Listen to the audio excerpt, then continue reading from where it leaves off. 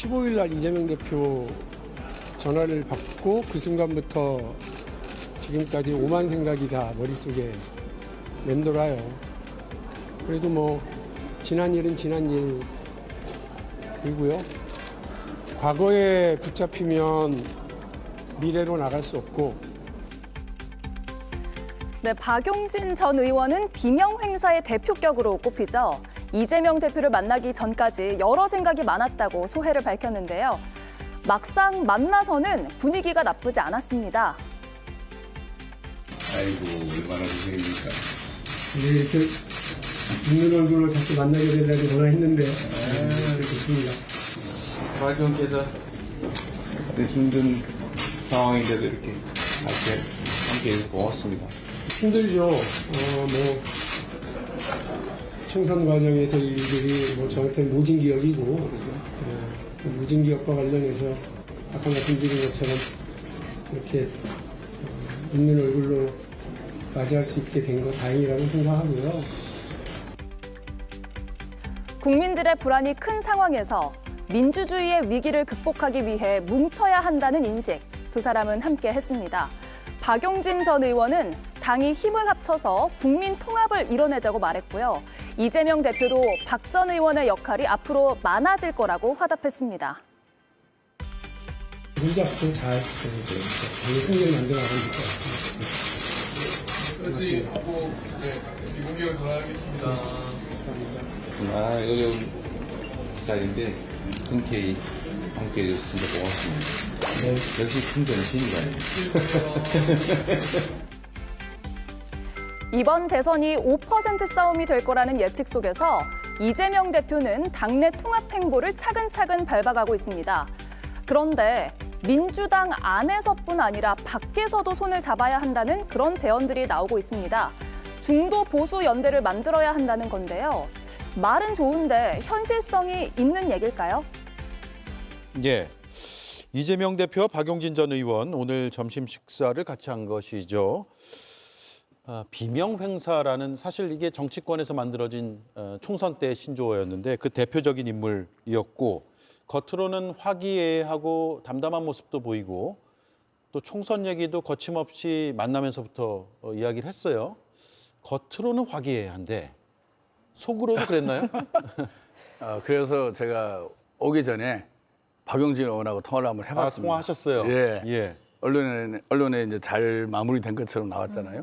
실제 박 의원도 이재명 대표가 전화를 했고 또 자기가 그 자리에 간 것 자체가 의미 있는 거 아니겠냐. 그리고 과거의 아픈 상처 많이 씻김을 받았다.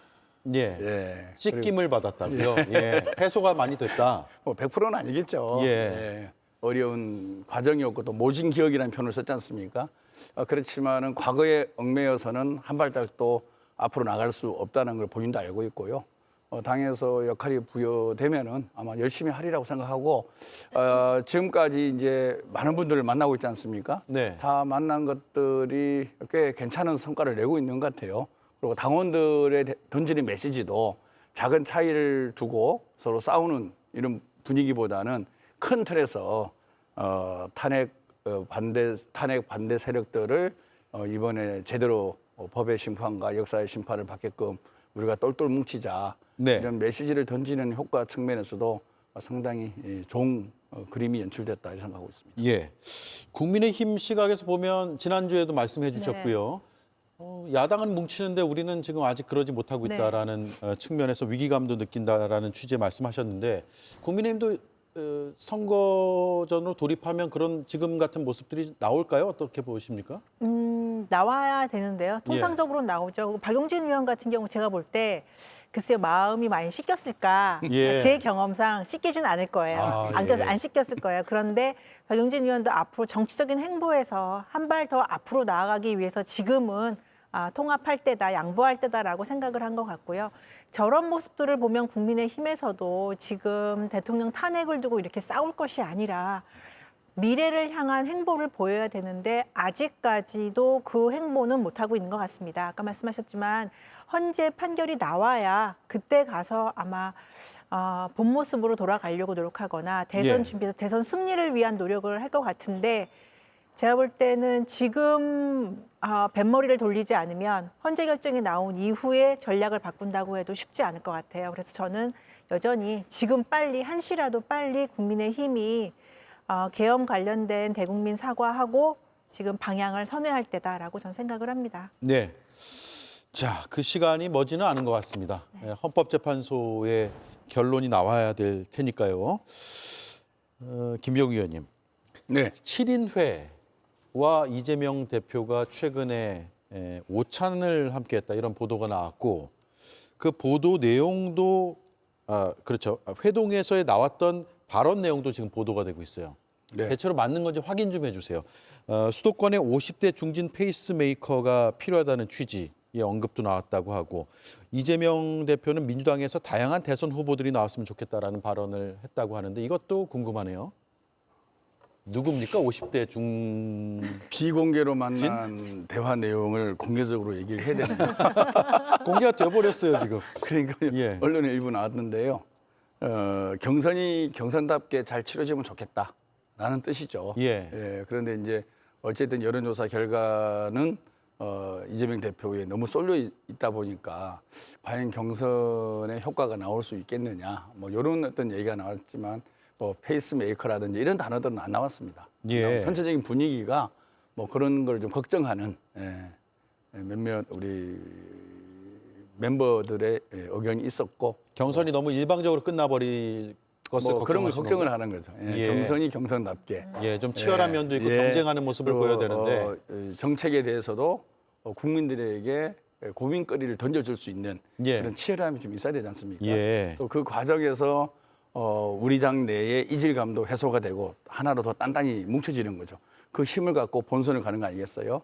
근데 이제 경선이 너무 한쪽으로 치우치면 그런 얘기, 뭐 부드러운 얘기죠. 뭐 이게 구체적으로 딱딱한 얘기를 한 게 아니고 예. 편하게 부드럽게 그런 얘기들이 몇 마디 오간 거죠. 예. 네. 자, 저하고 방송하시면서 가장 말씀을 조심하시는 것 같습니다. 오늘.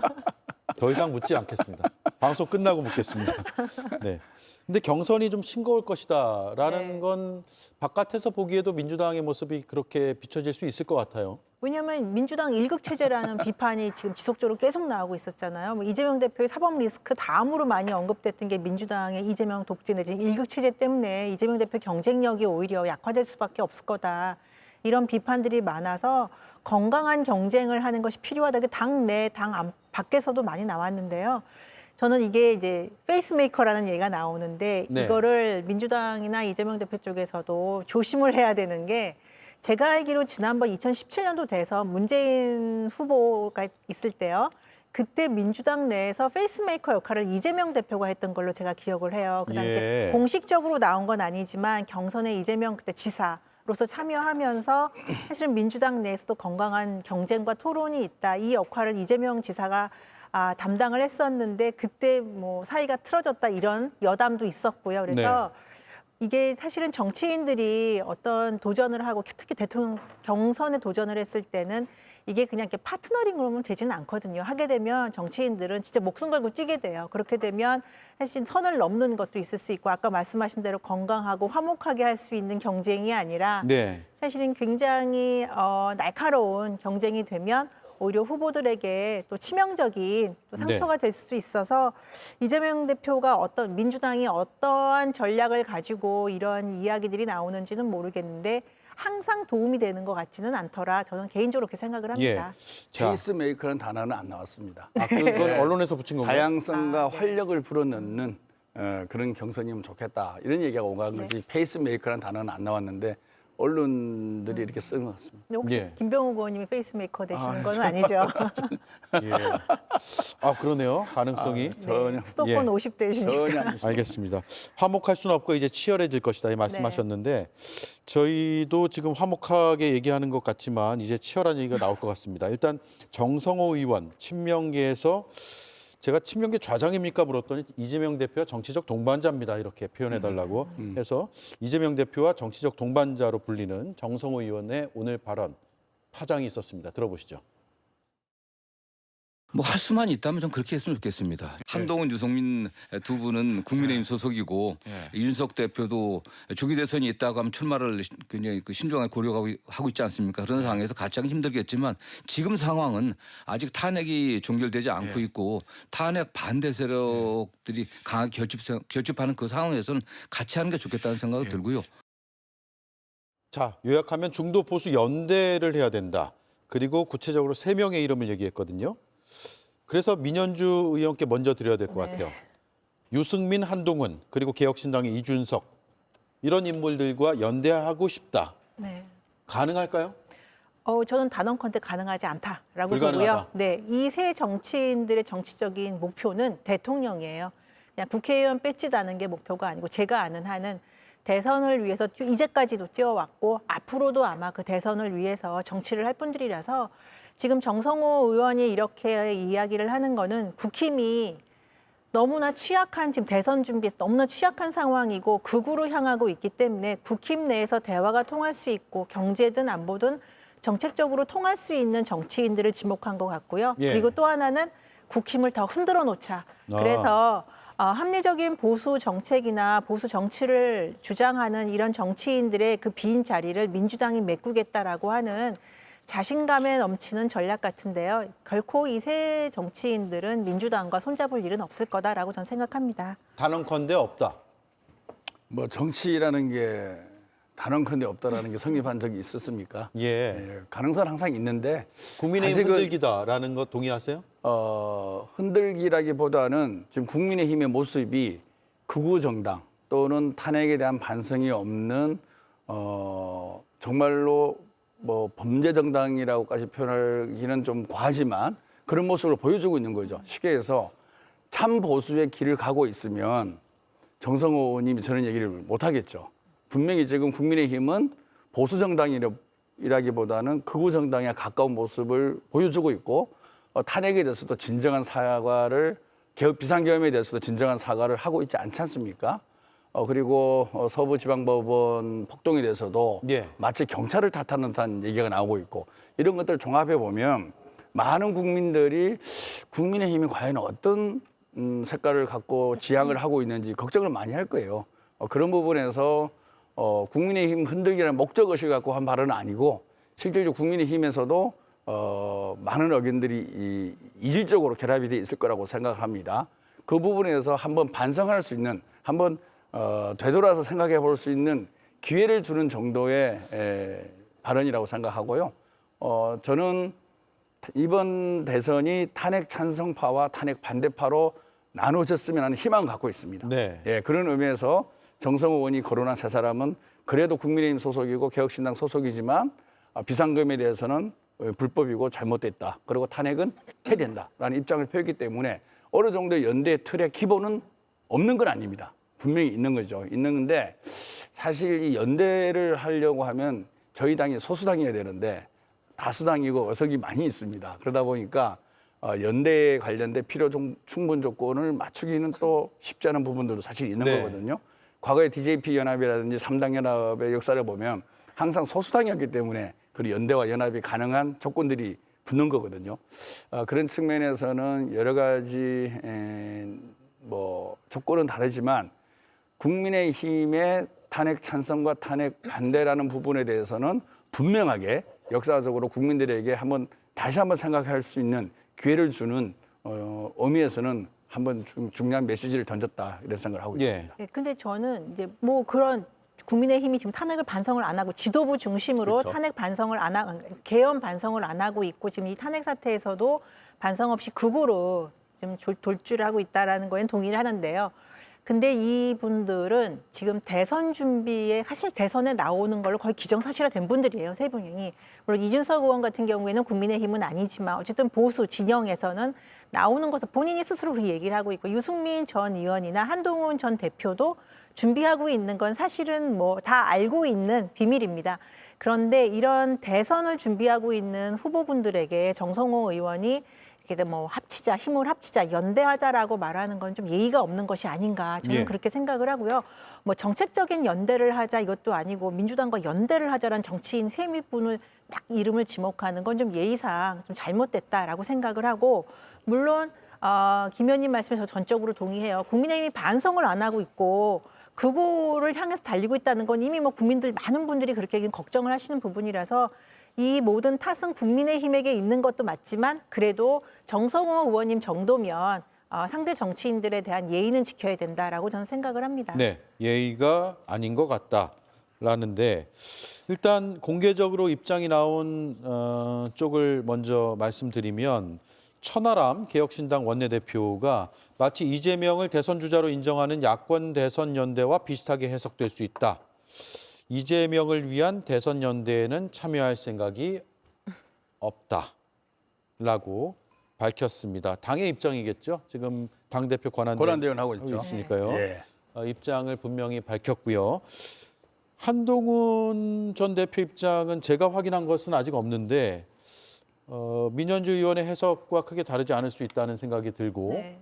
유승민 전 의원 제가 며칠 전에 인터뷰했을 땐 이런 내용이 없었는데 이런 제안이 오면 받을까라는 생각이 드는데 혹시 통화해 보셨어요? 아니요, 통화는 안 했는데요. 제가 아는 유승민 전 의원은 결코 받지 않을 거라고 저는 생각을 하고요. 예. 특히나 많은 정책적인 측면에서도 방향을 달리하고요.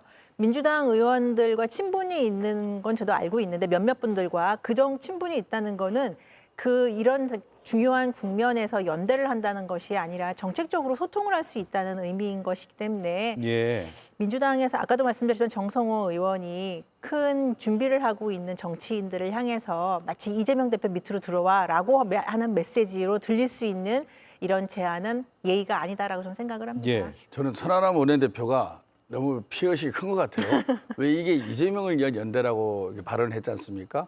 이재명을 대선 주자로 인정하는 그렇게 한다 그러면 앞으로도 이준석의 지지율은 올라가지 않을 거라고 스스로 인정하는 근데, 꼴이 되는 거거든요. 그러니까 저는 천하람 원내대표가 정말 말실수를 했다고 보는데 연대를 한다 그러면 자기가 지지율이 낮으니까 연대를 안 한다가 아니라 다른 가치라든지 역사적 배경을 설명을 하면서 연대에 대한 언급을 해야지 이재명을 대선 주자로 인정하는 연대는 안 들어가겠다. 그러면은 자기가 개혁신당의 후보가 예상되는 이준석 후보가 지지율이 계속 낮고 변화가 없을 거라는 인정하는 꼴이 알겠습니다. 되거든요. 자, 잠깐만요. 궁금해진 것 2개 있습니다. 김병우 의원께 바로 질문을 드릴게요. 이 연대는 이재명 대표도 생각하고 있는 건가요? 그러니까 유승민, 한동훈, 구체적인 이름은 아직 이준석까지 콕 집어서는 아니더라도. 그건 아니지만 폭넓게 가야 된다. 예. 폭넓게 민주대연합 구도로 가야 된다라는 생각은 변함이 없죠. 자, 두 번째 그러면 이 연대가 민주대연합이라고 하셨으면 같은 틀 안에서 들어와서 경쟁을 통해서 한 명의 후보를 뽑자 이런 구상인가요? 당내에 들어올 수는 없겠죠. 외부에 있는 사람들이. 예. 그거는 뭐 다양한 룰을 만들기 나름이죠. 서로 협상을 통해서. 당내에서 어떻게 할 거냐, 그다음에 당 바깥에 있는 분들과 어떻게 할 거냐. 근데 아직은 그 정도로 나갈 정도로 논의가 숙성된 건 전혀 없고요. 예. 다만 이번 대선을 통해서 국민의힘의 내란 잔당 세력들을 확실하게 심판을 하고 제대로 된 정당끼리의 정책 경쟁으로 우리 대한민국이 나아가야 된다. 그런 측면에서 이번에는 반드시 대선을 이겨야 된다라는 생각이요. 그런 측면에서 탄핵을 중심으로 하든 가치를 중심으로 하든 좀 더 넓은 범위에서 민주주의를 지향하는 모든 제세력들이 모여서 하나의 후보로 가야 된다라는 생각은 갖고 있죠. 예. 근데 구체적으로 특정인을 거론하고 이런 건 아직 없습니다. 예. 자, 그러면 글쎄요. 어떻게 될까요? 이게 과거에 DJP 연합도 있었고요. 네. 그런 방식을 벤치마킹한 것이 아닌가라는 생각도 들고 아니면 이번 계엄으로 비롯된 이 사태의 특수성을 반영한 연대의 제안일 수도 있는데 현실성은 없을 것 같고 네. 하지만 그 연대를 제안한 것 자체는 일단 정치적 예의는 아니라고 보시는 것이고 그러니까 저는 이제 정치인들을 언급한 부분에 대해서 네. 실명을 언급해서 딱 꼭 집어서 세 분을 언급한 거에 대해서 저는 이건 정치적인 예의가 아니라고 이제 생각을 하는 건데요. 민주당이 특히 이재명 대표가 중도 보수 이야기 끌고 나왔고 그다음에 정책적으로도 굉장히 우리는 이제 중도 정책을 많이 하겠다, 합리적인 정책을 많이 하겠다라고 얘기를 하는데 이 부분은 저는 이재명 대표가 프레임 전환에는 성공했다고 생각을 해요. 왜냐하면 이제까지 이재명 대표로 대표되는 게 기본 정책 시리즈의 정책이었고요. 그리고 민주당으로 대표되는 것은 진보적인 정치 정책을 해야 된다, 노동 중심의 정책 이렇게 계속 주장을 해왔던 거에 대해서 현실과 동떨어졌다 내지는 비합리적이다라는 비판들도 있었거든요.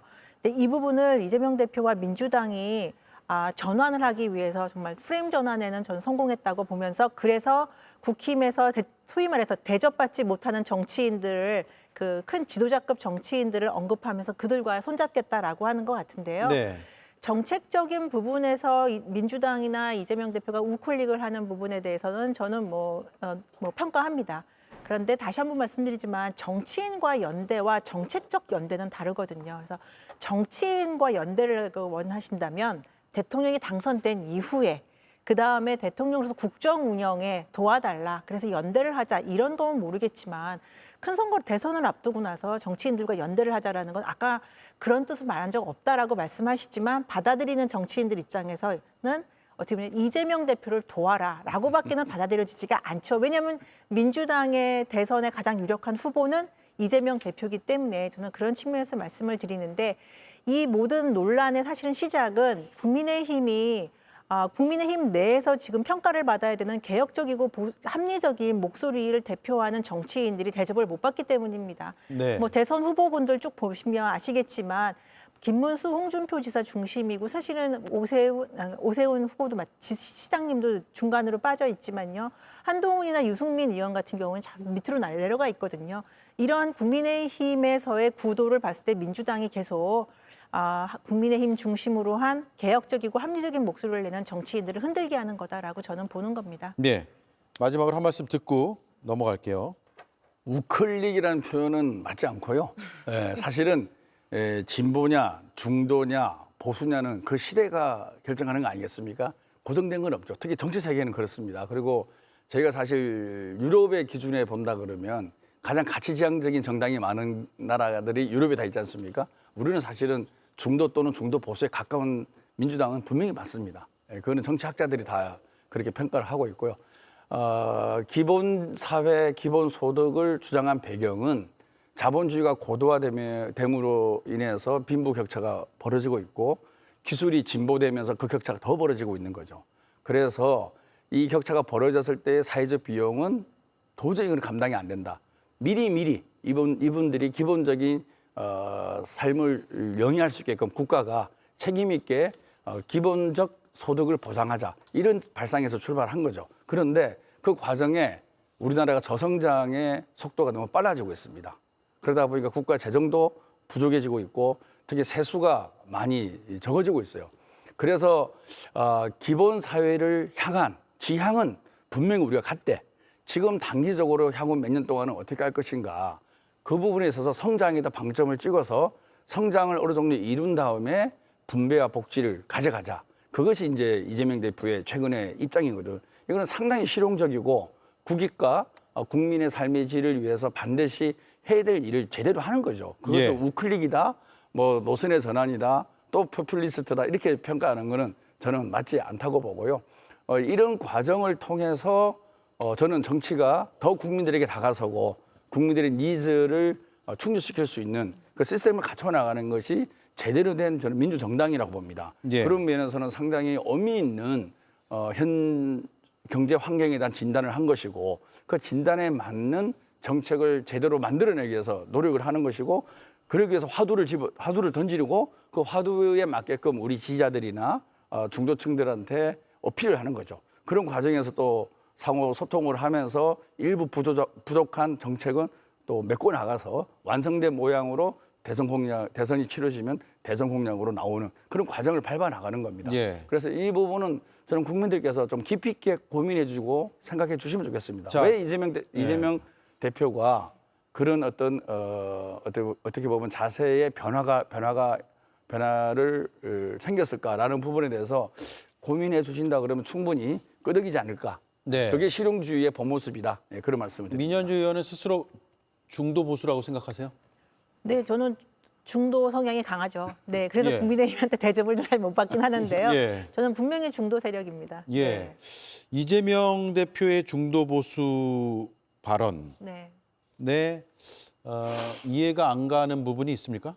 저는 개인적으로는 정치인의 변신은 무죄라고 생각을 해요. 예, 왜냐하면 본인이 가지고 있는 생각과 가치관이 있지만 정치를 하면서 상황이 변화하고 경제 상황, 사회 상황이 변화하고 국민들의 생각이 달라지면 거기에 따라가는 게 정치인이라고 생각을 합니다. 그러니까 국민들의 생각이나 정치 경제 상황과 상관없이 자신만을 고집하는 거, 자신의 생각만을 고집하는 거는 정치인보다는 그냥 학자를 한다면 저는 적합하다고 생각을 해서 예. 이재명 대표가 지금의 말씀하신 대로 경제 저성장의 상황에서 경제 위기, 인구 위기 상황에서 합리적이고 보수 정당에서 했던 많은 정책들을 들여오르고 채택하겠다라고 하는 부분 저는 아까 말씀드린 높이 평가해요. 근데 다만 그 변신이 선거를 해서 표를 얻기 위하고 다시 돌아가면 만약 당선되고 나면 다시 쉽게 달라질 것이냐 아니냐는 이재명 대표가 지금부터 대선까지 보여주는 그 일관성에 있다고 생각을 해요. 근데 아직까지 그것을 믿을 만한 신뢰를 굳게 가질 수 있는 상황은 아직 없고요. 결과물도 네. 아직 안 만들어졌고요. 그래서 뭐 예를 들면 지금 많이 말하지만 반도체 특별법 이런 것부터 한 걸음 한 걸음 어떤 민주당의 모습이 보여지느냐. 이재명 대표가 당내 설득, 그러니까 민노총, 한노총 어떻게 설득하는지 그 모습들을 통해서 이것이 신뢰를 받을 수 있지. 그렇지 않으면 지금 많은 국민의힘 계열이나 보수 진영에서 의심하는 것처럼 이재명 대표는 그냥 표를 위한 변신인 것이고 네. 다시 돌아갈 거야. 이렇게 불신할 수밖에 없지 않나. 저는 그렇게 생각합니다. 네. 네, 사실은 이재명 대표의 성남시장이나 경기도지사 시절에 보면은 상당히 기업 친화적인 정책을 많이 했습니다. 성남시장에 있을 때 HD를 비롯해서 많은 기업들을 유치했고요. 그때도 기업들한테 인센티브를 주지 않으면 그 기업들이 우리 성남에 올 거냐. 기업들한테 인센티브 주는 것은 과정만 투명하면 절차가 민주적이면 그런 기본적인 요소다. 인센티브를 주지 않으면 다른 도시로 갈 거다. 그런 얘기를 하면서 주민들하고 대화를 했었고요. 경기도지사 할 때도 가장 기업 친화형 광역단체장 1위를 차지했습니다. 그래서 이재명 대표에 대해서 잘못된 이런 그 이미지가 더 씌워지는 부분이 있는데 그동안에 단체장을 하면서 쌓아온 업적과 성과를 보면 가장 시장 친화적이면서 기업의 애로를 해결하고 우리 이 도시가 잘 살기 위해서는 좋은 기업들이 우리 도시로 와야 된다라는 생각을 분명히 하고 있고요. 그리고 거기서 나온 성과가 시민들에게 골고루 잘 배분되고 시민들이 기업을 유치했을 때의 혜택을 함께 누릴 수 있는 그런 과정을 만들어가면 되는 것이지 행정을 하면서 반기업이다 또는 친노동이다 거꾸로 친노동이다 반기업이다 친기업이다 반노동 이런 어떤 그 이념적으로 접근하는 것이 아니라 항상 우리 도시에 필요한 것이 무엇이 있을까 그 부분을 제대로 설정을 하고 그 부분이 잘 이루어지게끔 주민들한테 설명하는 그런 과정을 계속 거쳐왔거든요. 예. 그래서 이재명 대표의 우클릭이나 변신이라기보다는 과거에 가져왔던 우리나라의 경제 환경 그리고 우리 둘러싼 글로벌 환경에 대해서 항상 생각을 많이 하는 거죠. 그래서 DJ 대통령이 얘기한 대로 생각은 정말 선비로서 하고 실질적인 정책은 상인의 마음으로 가져가는 그러한 어떤 습관들이 몸에 배어있는 그런 정치인으로 이해를 해주시면 예. 왜 지금 이재명 대표가 저런 말씀을 하실까라는 예. 부분에서 충분히 잘 이해를 해주시리라고 생각합니다. 네. 네, 뭐 기대해 보겠습니다. 네. 많이 기대해 주세요. 문제는 저도 말씀드리지만 국민의힘이 가져가야 될 지분을 못 가져가고 있다는 게 전 너무 안타까울 뿐이고요. 이런 박근혜 대통령 대선 때 분명히 기억하실 거예요. 복지에 대해서 경제 민주화, 복지 정책에 대해서 굉장히 진보적인 정책을 내놔서 그때 어려울 거라고 했던 그 대선을 이겼거든요. 예, 그때는 또 좌클릭했다고 그렇죠. 언론들이 표현했죠. 네, 뭐 무상복지도 많이 했었고요. 경제 민주화 했었고요. 그래서 이런 것들을 저는 윤석열 대통령 불행하지만 윤석열 대통령 탄핵 국면에서 국민의힘이 반성하고 빠르게 전 전환할 거라고 생각을 했는데 그러지 못하고 있는 상황에서 민주당의 이재명 대표가 이렇게 치고 들어오니까 빈집 예. 그러니까 어떤 분이 그런 표현했던데 빈집털이하고 있다 지금 그렇게 말씀을 하시는데 저도 거기에 일정 부분 동의하고 국민의힘이 빨리 지금은 국민께 반성하고 전환할 때다. 그래서 민주당에서도 탐내는 저런 정치인들 국민의힘에서 먼저 그분들을 앞장 세워서 더 나은 정책, 더 나은 공약 만들어서 하면 알겠습니다. 전 대선에서 어느 정도는 저는 승부를 볼 수 있다고 생각을 해요. 네. 어쨌든 이슈 선전면에서는 국민의힘이 허가 찔린 면이 있다라고 보시는 거네요. 알겠습니다. 오늘 다양한 얘기를 해봤습니다. 두 분 감사드리고요. 다음 주에 또 뵙겠습니다. 네. 네, 감사합니다.